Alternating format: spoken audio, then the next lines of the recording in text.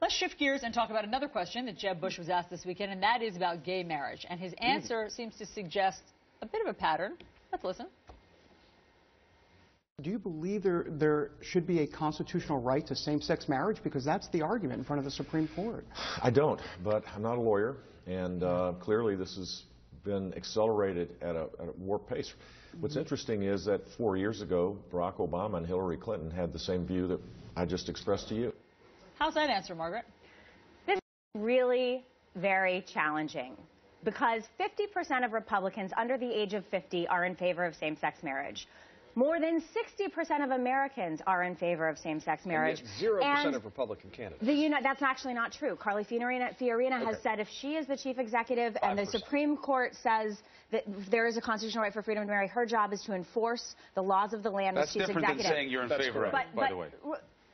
Yeah, well, so here's the question for Jeb Bush. Hold on a second. I feel like I had you there for a second. You're right. So the question is he going to be now for a constitutional amendment to overturn the Supreme Court? Is he going to now say, oh, we should kick it back to the states and every state should go decide on their own? I mean, what is this?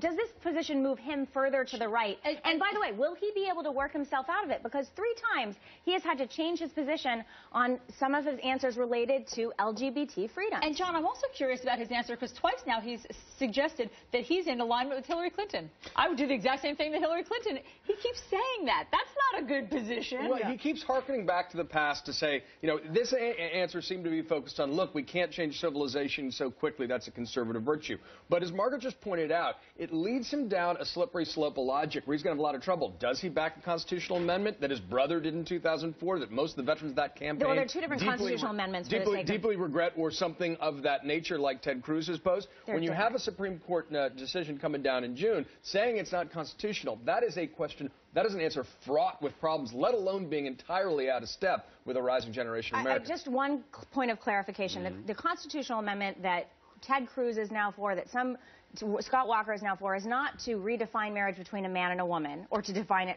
It is simply to throw it back to the states, which is actually not the same constitutional amendment that his brother supported in 2004, which was simply to define marriage. Either way, you're going to wind up, if the Supreme Court decides in favor of this equal protection right, you're going to wind up violating federal law in order to make one of the changes. They're going to have that problem.